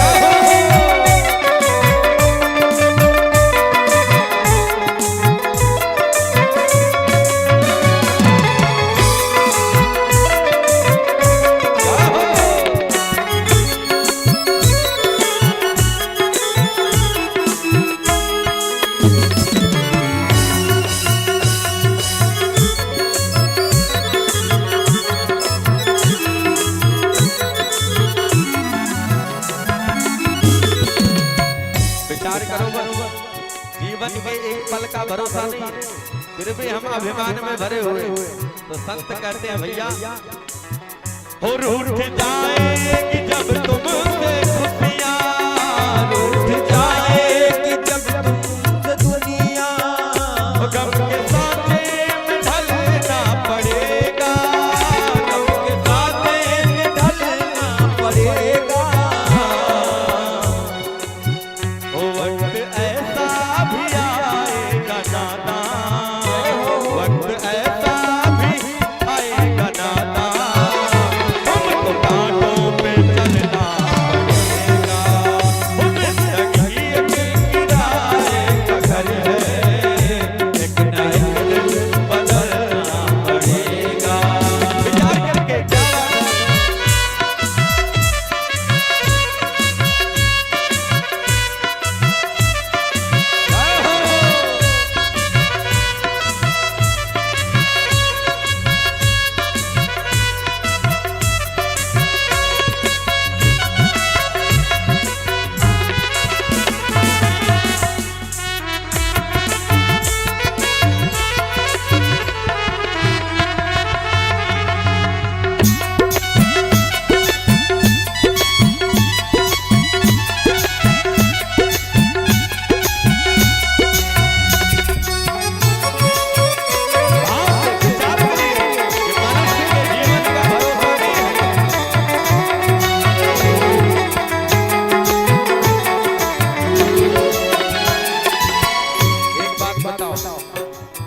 जब हम माँ के गर्भ में थे तो भगवान से क्या क्या वादे किए थे? प्रभु बस एक मौका दो, पर जैसे ही धराधाम पे आए सारा ज्ञान भूल गए। एक भी ज्ञान याद हो तो बताओ। तो संत कहते हैं भैया सुनो, हो कर लो ईमान से दिल की सफाई, कर लो ईमान से दिल की सफाई, छोड़ दो तू बुराई, छोड़ दो तू बुराई, हो कर लो ईमान से दिल की सफाई, कर लो ईमान से दिल की सफाई, छोड़ दो तुम बुराई, छोड़ दो तुम बुराई, वक्त बाकी है अभी संभल जा, वक्त बाकी है अभी संभल जा, वरना रो रो के मरना पड़ेगा, वरना रो रो के मरना पड़ेगा, जिंदगी एक किराए का घर है, एक ना एक दिन बदलना पड़ेगा, जिंदगी एक किराए का घर है, एक ना एक दिन बदलना पड़ेगा, एक ना एक दिन बदलना पड़ेगा, एक ना एक दिन बदलना पड़ेगा, एक ना एक दिन बदलना पड़ेगा। बोलो भक्त वत्सल भगवान जय जय। तो विचार करो, कभी समय मिले तो विचार करो, फिर जीवन में रोना ही पड़ेगा। अगर आपने जीवन में धर्म कर्म नहीं किया तो अंत में आपको रोना ही पड़ेगा। इसलिए भगवान से प्रेम, हम आप गाते जरूर हैं, मेरा आपकी कृपा से सब काम हो रहा, करते हो तुम कन्हैया मेरा नाम हो। तो ये गाने की वस्तु थोड़ी है, ये अनुभव की वस्तु है। प्रभु आपकी कृपा से ही तो सब हो रहा। महाराज ये जो कथा हम आप सुन रहे, लोग योजना बनाते बनाते चले जाते हैं, पर भगवान की कथा हो नहीं पाती। पर हमारा आपका कितना सुंदर सौभाग्य है कि मेरे प्रभु ने अवसर दिया है, और अवसर मिलने के बाद अगर हमने इसका लाभ नहीं लिया तो जीवन बेकार है। सब कुछ करिए पर शरीर में अभिमान मत करिए, सब प्रभु कर। हनुमान जी की यही विशेषता है, सब कुछ है शरीर में पर अभिमान नहीं है। अतुलित बल धामम, बल भी अतुलित है जिसका कोई तोल नहीं। बुद्धिमताम वरिष्ठम, बुद्धि में भी अग्रण्य है पर शरीर में अभिमान नहीं। इसलिए भगवान उन पे प्रसन्न रहते हैं। उदाहरण से देखो, जब मेरे हनुमंत लाल समुद्र लांग करके लंका में गए, लंका जला करके रामादल में आए, तो सब बंदरों ने जय जयकार किया, बोला हनुमंत लाल की जय हो। तो हनुमंत लाल को लगाई तो मेरी खूब प्रशंसा, पर जैसे मेरे राघवेंद्र सरकार सुने तो वो भी प्रशंसा करने लगे। हनुमंत लाल ने सुना कि मेरे प्रभु प्रशंसा कर रहे, तो दौड़ करके आए, बोले प्रभु ये बंदर तो अज्ञानी है, पर कम से कम आप तो इस दास का मान ना बढ़ाइए। प्रभु ने कहा बेटा मैं झूठ बोल रहा, समुद्र लांग करके नहीं गए। हनुमंत लाल ने कहा प्रभु मेरी क्या औकात है, मैं समुद्र लांग करके जाऊंगा। जाते समय मुझे एक नाव मिल गई, जितने बंदर थे सब आपस में एक दूसरे को देखने लगे, ये हनुमंत बाबा झूठ भी बोलता है क्या? कौन सी नाव थी वहां? वहां तो कोई नाव ही नहीं थी। मेरे राघवेंद्र सरकार ने पूछा हनुमंत कौन सी नाव थी, बताओ ना। हनुमंत लाल बोल पड़े प्रभु कि प्रभु मुद्रिका मेले मुख माही, प्रभु मुद्रिका मेले मुख माही, प्रभु मुद्रिका मेले मुख माही, प्रभु मुद्रिका मेले मुख माही, जल्दी लागी गए अचरज जाए, जल्दी लागी गए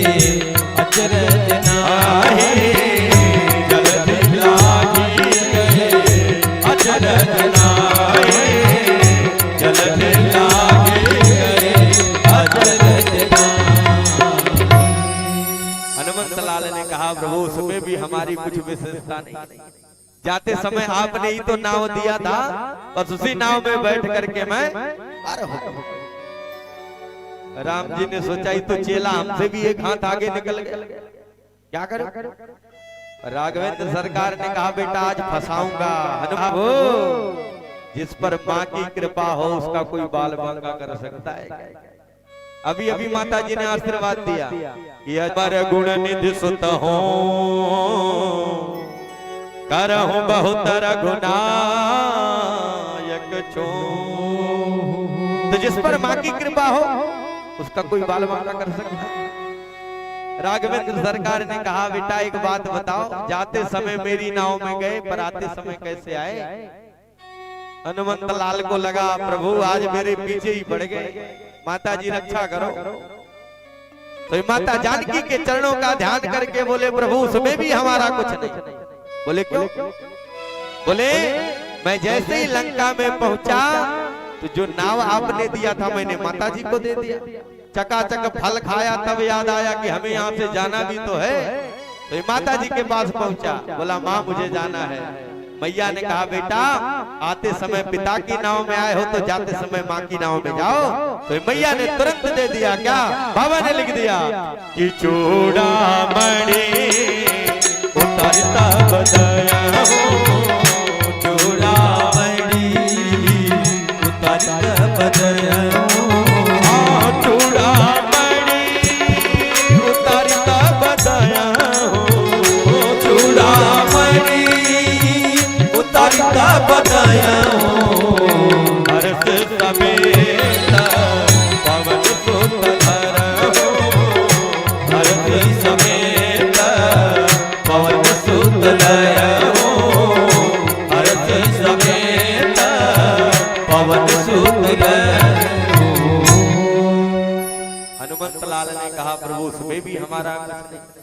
जाते समय आपकी नाव में गया, आते समय माता जी की नाव में आया, तो फिर मेरा क्या है? राघवेंद्र सरकार ने विचार किया ये तो चेला हमको ही पराजित कर देगा, क्या करें?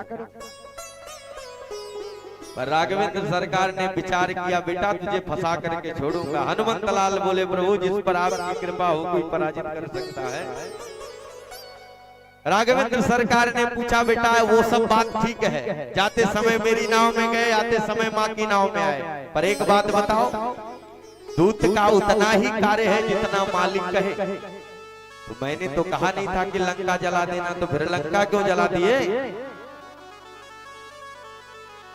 क्यों जला? हनुमंत लाल समझ गए अब नहीं बचने वाला। तुरंत राघवेंद्र सरकार के चरणों का ध्यान किए, बोले प्रभु उसमें भी हमारा कुछ नहीं।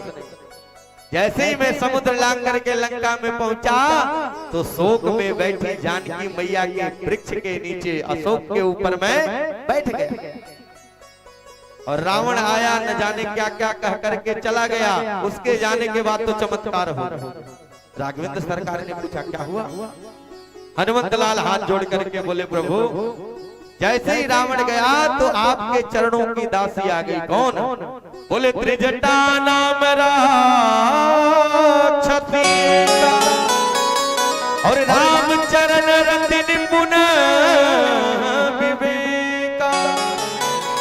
आपके चरणों की दासी जिसका नाम था त्रिजटा आई, सबको बुलाया इधर आओ। बोले क्या हुआ?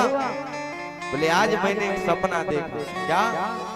बोले सपने बानर लंका जारी और जातो धान सेना सब मारी। मैंने सपना देखा। क्या देखा? तो हनुमंत लाल विचार करने लगे प्रभु मैं अशोक वृक्ष पर बैठ करके विचार कर रहा था कि उसने तीसरी चौपाई कह दिया कि यह सपना मैं कहूं पुकारी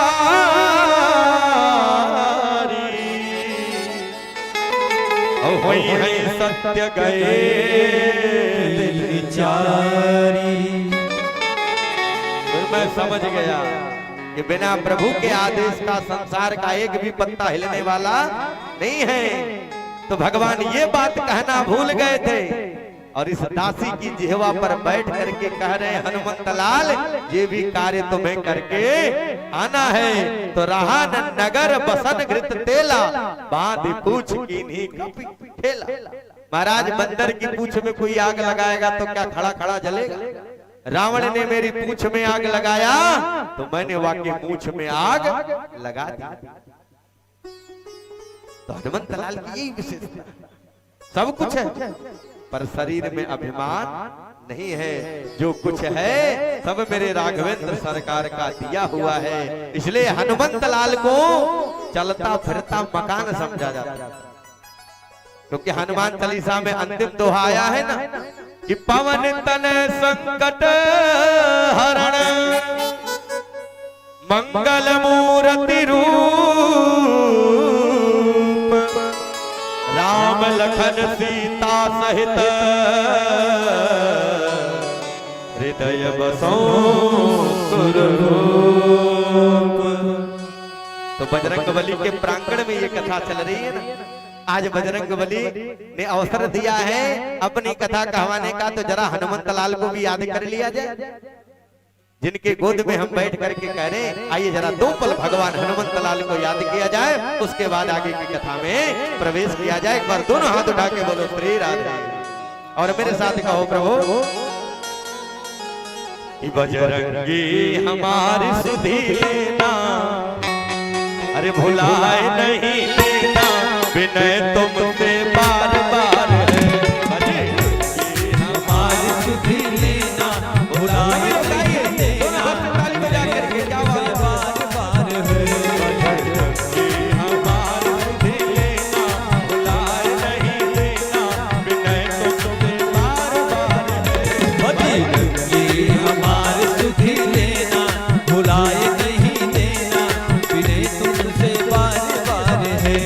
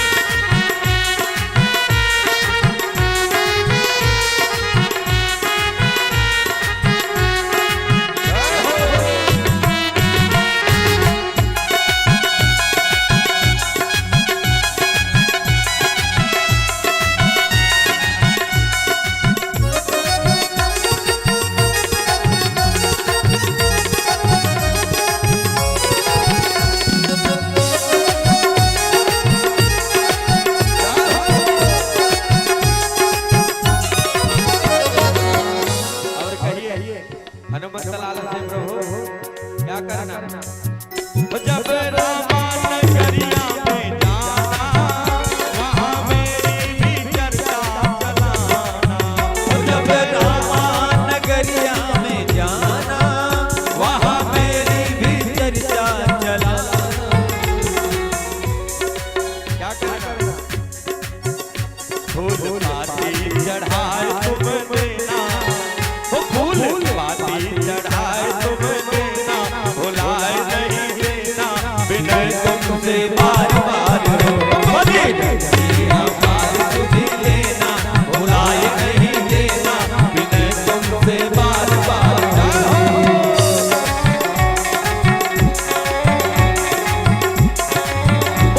बजरंगबली की जय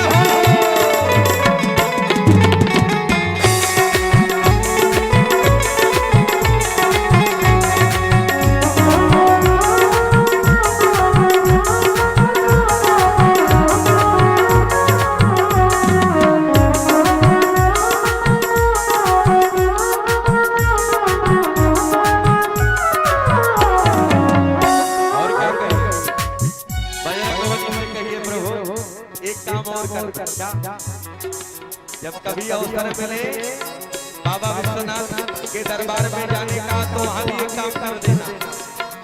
जब बाबा नगरिया में जाना वहां मेरी भी चर्चा चलाना। जब बाबा नगरिया में जाना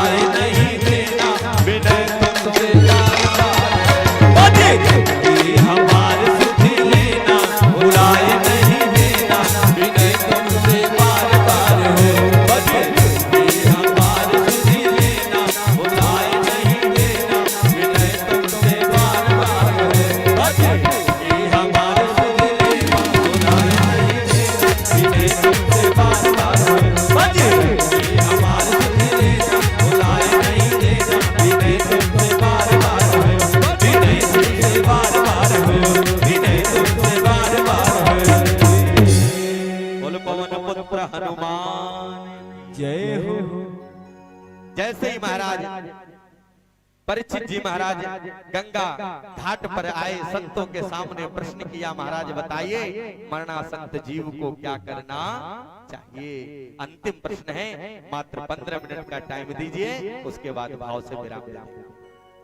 जैसे ही महाराज परीक्षित जी के ने प्रश्न किया तो नगर ग्रामों में भ्रमण करते हुए सुखदेव बाबा आ रहे थे, और जिस गांव में पहुंचते लोग ताली बजा करके हंसते, नंगा बाबा आ गया, नंगा बाबा आ गया। पर सुखदेव बाबा इतने मदमस्त कि किसी के बात का ध्यान नहीं देते। कोई पत्थर मार रहा, कोई नंगा बाबा कह करके चिल्ला रहा, कोई कुछ कहे, अपने राम से क्या लेना देना, जब अपने राम तो भगवान के भजन में मस्त। और जैसे ही सुखतीर्थ गंगा घाट पर पहुंचे, जितने भी संत थे सुखदेव बाबा को देखे तो चरणों में गिर पड़े। परीक्षित जी भी चरणों में गिर पड़े और दिव्य आसन दिया। ऐसे ही आसन बना था, बैठाया और पंचोपचार पूजन किया।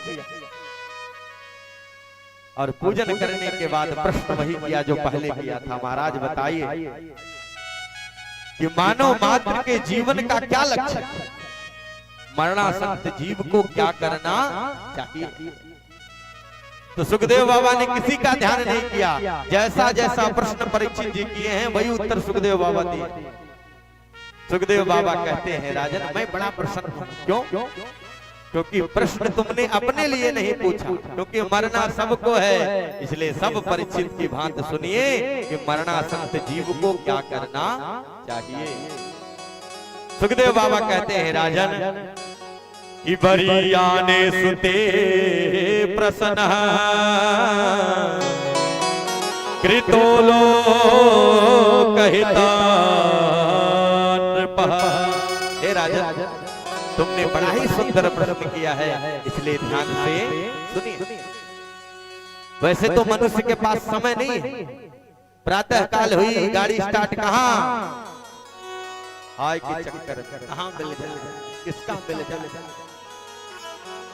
दिन भर हाय हाय के चक्कर में रहा, रात्रि में आया, 20 रोटी खाया, खर्राटे मारा, फिर प्रातः काल हुआ, नहाया, फिर गाड़ी स्टार्ट। तो फिर भगवान का भजन कब करोगे। इसलिए मरणासक्त जीव को चाहिए परीक्षित कि भगवान से प्रेम करे। अगर प्रेम नहीं है तो उसका कल्याण होने वाला नहीं। तुम्हारे पास तो 7 दिन है, तुम क्यों चिंता करते हो। अरे खटवांग नाम के राजा थे, जिनको एक पल में मुक्ति मिल गई, तुम्हारे पास तो 7 दिन है, और चिंता मत करो। 7 दिन में मैं तुम्हें मृत्यु क्या है इसका ज्ञान प्राप्त कराता हूं। तो मरणासक्त जीव को क्या करना चाहिए। तो सुखदेव बाबा परीक्षित से कहते हैं, परीक्षित जिसे यह पता हो कि हमें 7 दिन में मरना है, उस व्यक्ति को 3 चीज जीवन में उतार लेनी चाहिए, और ये 3 चीज जीवन में उतर जाए तो समझ लेना हमारा कल्याण हो गया। एक बार दोनों हाथ उठा के बोलो श्री राम।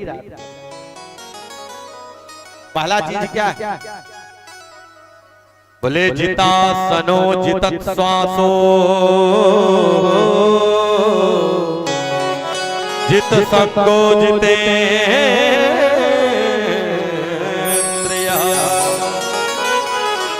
पहला चीज क्या है, जिता सनो, पहले आसन को जीतो। जो हम बैठे, जो आसन आपको सुखमय लगे, पहले 15 मिनट, फिर 20 मिनट, फिर आधे घंटे, फिर 1 घंटे धीरे धीरे बैठने का अभ्यास डालो। जिस दिन 3 घंटे का आसन पर बैठ जाओगे तो समझ लेना पहला काम हमारा हो गया। दूसरा चीज, श्वास जीतो। ये श्वास जो आती है ना, ऐसा नहीं कि हाँफते रहो राम राम राम, ऐसा नहीं, भगवान का नाम ले रहे हो, इंसान नहीं। तो श्वास कब आपके बस में होगा, जब आप अनुलोम विलोम करोगे, बाबा रामदेव की तरह अनुलोम विलोम। और जिस दिन आपकी श्वास आपके बस में हो जाए तो समझ लेना दूसरा काम भी हमारा हो गया। पर ये तीसरा काम बड़ा कठिन है महाराज, ये जल्दी बस में नहीं होता, क्योंकि इस इंद्रियों से तो बड़े बड़े यमलात्मा विमलात्मा नहीं बच पाए। अगर हम आप बच जाएं तो भगवान की कृपा मानो। ये इंद्रियों के बस में ही हम गलती काम करते हैं। इंद्रियां जैसे नचाती वैसे ही तो नाचते हैं। अगर इंद्रियां आपके बस में हो जाएं तो इंद्रियां कब आपके बस में होगी? जब इस माधव की कृपा होगी तब होगी। पर आप कभी समय मिले तो विचार करिए, शरीर में जितनी भी इंद्रियां हैं किसी से भी सुगंध नहीं निकलती, सबसे दुर्गंध निकलती। फिर भी शरीर को अपना माने बैठे, हमारा है, मेरे जैसा कोई पहलवान नहीं, मेरे जैसा कोई विद्वान नहीं। ये मैं ही जीव के पतन का कारण। और इंद्रियां आपके बस में कब आएंगी? जब भगवान की कृपा बन जाएगी तब आ जाएगी। बोलो राधे। उदाहरण से देखो, एक राजा थे महाराज, और राजा के यहाँ एक बकरा रहता था। राजा ने गांव में ढोढोरा पिटा दिया, भैया इस बकरे को जो तृप्त कर देगा उसे मुंह मांगा इनाम दिया जाएगा। तो गांव वालों ने सोचा, बकरे को तृप्त करना कौन सी बड़ी बात है, अरे खूब चकाचक माल खिलाएंगे तृप्त हो जाएगा। गांव वाले लेके और चकाचक सुंदर हरी भरी घास में बांध दिया, बकरा खूब चरा और सायंकाल लेकर के आए, महाराज ये लो बकरा तृप्त। राजा ने कहा तुम्हारे कहने से थोड़ी, पहले परीक्षा लेंगे, अगर तृप्त होगा तो इसकी परीक्षा हो जाएगी। तो राजा तुरंत सिंहासन से उठे और हरी भरी घास लेकर के पहुंचे। तो बकरा कितना भी खाया रहे, जब हरी घास देखा तो मुंह मारने लगा। राजा ने कहा तो फिर गांव वाले परेशान, किया क्या जाए। तो वहीं एक संत खड़े थे, संत समझ गए इसको कौन वाला चारा चाहिए। बोले महाराज एक अवसर हमें भी दिया जाए। राजा ने कहा आप? बोले ले।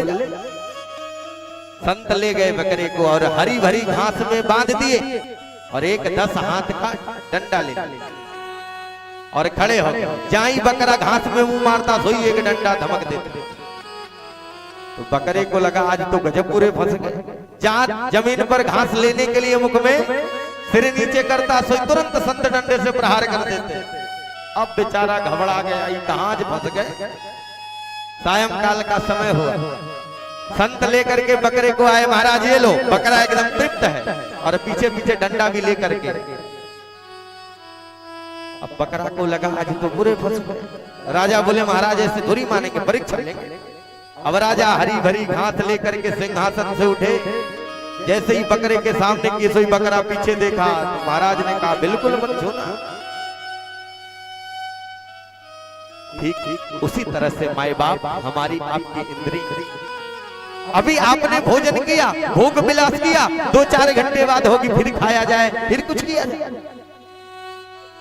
तो इस पर जब तक लगाम नहीं चढ़ेगा महाराज तब तक कल्याण होने वाला नहीं है। क्योंकि संत कहते हैं कि देखना इंद्रियों के न घोड़े भगे, इन पे संयम के हरदम ही कोड़े लगे। बस यही गीत तुम गुनगुनाते चलो, कृष्ण गोविंद गोपाल गाते चलो। अगर इंद्रियों को माए बाप आप अपने बस में करना चाहते हैं तो भगवान रूपी जो घोड़े हैं, भगवान रूपी जो घोड़ा है उस पर प्रहार करते रहिए तो इंद्रियां अपने आप ही आपके बस में हो जाएगी। बड़ा दिव्य सुखदेव बाबा परीक्षित जिसे कहते हैं राजा ने ये तीनों चीज आपके जीवन में आ जाए तो समझ लेना आपका कल्याण हो गया। पर आना नहीं महाराज, प्रयास तो हम करते हैं पर हो नहीं पाता। सुखदेव बाबा कहते हैं फिर भगवान के चरणों का धीरे धीरे ध्यान करो, एक एक अंग का ध्यान करते हुए जिस दिन भगवान का पूरा शरीर आपके हृदय में, आपके मन में बन जाएगा तो समझ लेना हमारा समय पूर्ण हो चुका और उस दिन तुम्हारा कल्याण हो जाएगा। इस तरह से सुखदेव बाबा ने परीक्षित जी महाराज को बड़ा दिव्य प्रश्न का उत्तर दिया। यही प्रश्न अगर हमारे आपके जीवन में उतर जाए कि मरना हम सबको है, कोई अमर होकर के नहीं आया, पर मरना कोई चाहता नहीं तो फिर कहां से काम बनेगा। इसलिए दिया हुआ बल, दी हुई बुद्धि सब भगवान का है, हमारा कुछ नहीं है। जिस दिन ऐसा अनुभव होगा परीक्षित, तुम्हारा कल्याण हो जाएगा। बोलो राधे। उदाहरण से देखो, एक छोटा सा उदाहरण और समझ लो। एक के बगल जीरो रखोगे तो कितना होगा, जरा जोर से बोलो। 10। 10 के बगल जीरो रखा तो कितना हुआ, 100। 100 के बगल जीरो रखा तो 1000। अब जीरो अपने अभिमान में आ गया, देखा मेरी बदौलत 10,000 हुआ।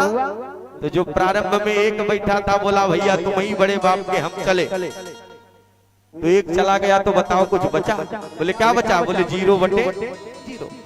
ठीक उसी तरह से माई बाप, राम नाम का अंक प्रारंभ में बना रहेगा तो आप जितना दान करोगे, धर्म करोगे, कर्म करोगे, सब जीरो की तरह जुड़ता चला जाएगा। और जहां आया अभिमान वहां से भागे भगवान। इसलिए दिया हुआ सब भगवान का है। ऐसा अनुभव करके अपने जीवन को भगवान के चरणों में लगाओ। बोलो वृंदावन बिहारी लाल की जय जय। अपनी वाणी को विराम देता हूं। और कल सती महारानी का चरित्र है, ध्रुव जी की कथा है और अजामिल की कथा, षष्ठम स्कंद तक की कथा है। आइए भाव से 2 पल भगवान के मंगलमय नामों का स्मरण करें, उसके बाद आरती करके प्रसाद लेकर के हम आप गंतव्य को प्रस्थान करें। भाव से बोलो श्री राधे। तो बड़े भाव से संत गा रहे हैं श्री राधे। आइए सभी लोग खड़े होकर के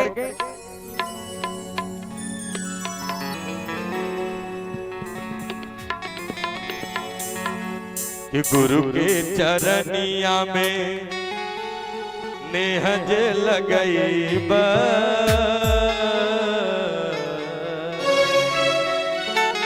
कि गुरु के चरनिया में नेहज लगई बा, तो माटी के तन पाके फिर नहीं आईबा। गुरु के चरनिया में नेहज लगई बा, माटी के तन पाके फिर नहीं आईबा।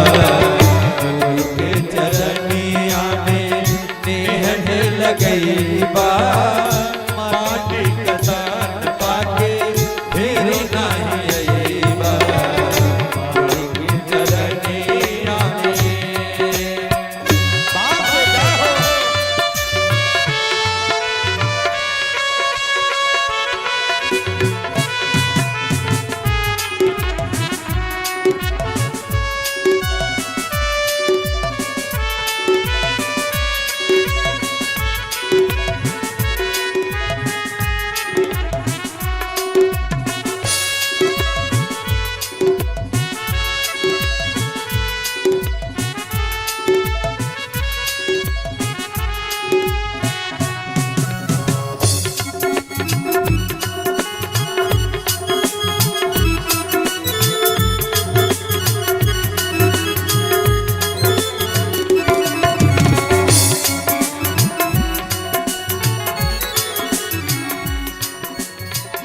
बड़े भाग मानुष तन पावा, बड़े भाग मानुष तन पावा।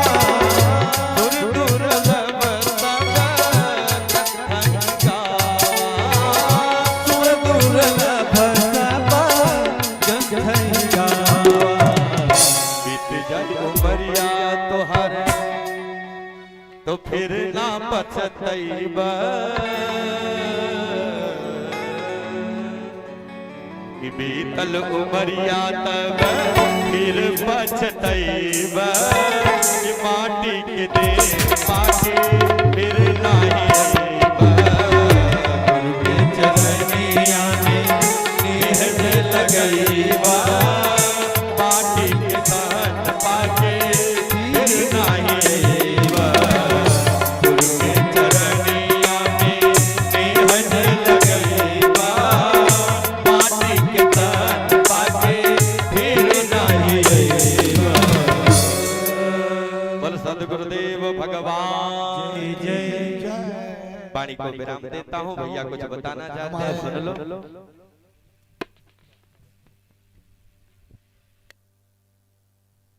हेलो हेलो, गुरुदेव जी से क्षमा चाहता हूँ। हमारे परिवार के यहाँ रहने वाले